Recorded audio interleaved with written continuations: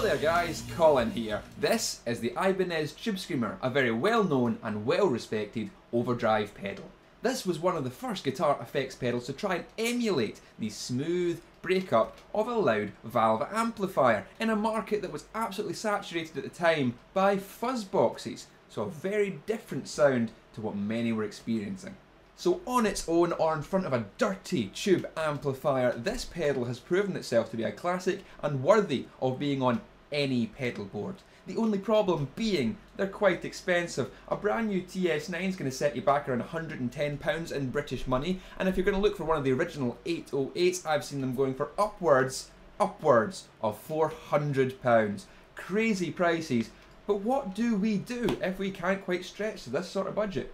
Well, fortunately for us with shallow pockets, many companies have been making Tube Screamer style pedals for a long time for very cheap. Some of them are direct clone styles and others are trying to make improvements upon the original. So I've singled out two of the most popular Tube Screamers clone pedals and we're going to pit them against the original and see how close they get. Ladies and gentlemen, this is the good, the bad and the ugly of Tube Screamer overdrive pedals.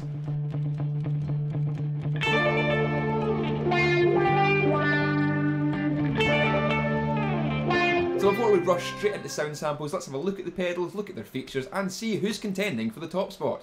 So firstly, here's the boy they've got to beat. This is the Ibanez TS9. This is a slightly modified version with the upgraded IC, but other than that, it's going to sound pretty much Tube Screamer as you can get. This is our yardstick, this is what we're comparing to. Filling in the bad on this good, bad and ugly test is the appropriately named Digitech Bad Monkey. This is possibly the most common and most well known of the Tube Screamer clones. Digitech make some good solid pedals for quite cheap. This one I bought from Anderton's brand new for just under 30 quid. And bringing up the rear is a clone from a company that a lot of people have been talking about because they produce good pedals at cheap prices. This is the Joyo Vintage Overdrive, Chinese company, producing a very green little box, offering true bypass, your standard Tube Screamer controls. Does this do enough to come close to the Tube Screamer for only about £15 to £20? Now we're going to plough on with some sound samples. Now someone commented on one of my videos a little while back saying that it would be more accurate to hear the difference between things if we were using a pre-recorded loop, sending it through the pedals, so it was the same thing playing throughout. So I thought I'd try that now, see if you like it. We're going to use the Ditto looper, record something onto there and play the exact same thing through each of the pedals to try and be a bit more scientific about things. So other than the Tube Screamer pedals and the Ditto for looping through, we're going to be using this ash-bodied maple-necked handcrafted guitar that I made. Yes, it is beautiful, and we'll be going through the Bugera 333 Infinium into the Laney cab and recording that up with the Sennheiser 609 and the Rode NT2A. Hope you enjoy this.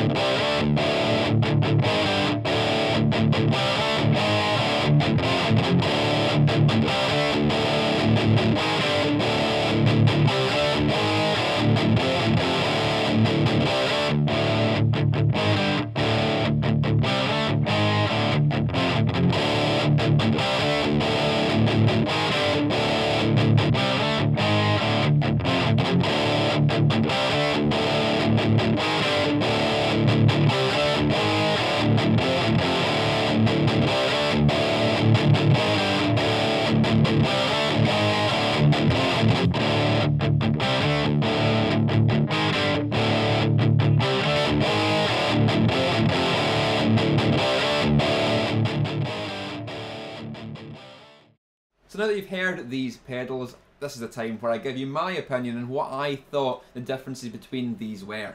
By far, I thought the real Tube Screamer TS9 was the most natural, most detailed, most sophisticated sound of them all. It gave the softest overdrive, the most natural sort of breakup, and boosted well on the dirty channels.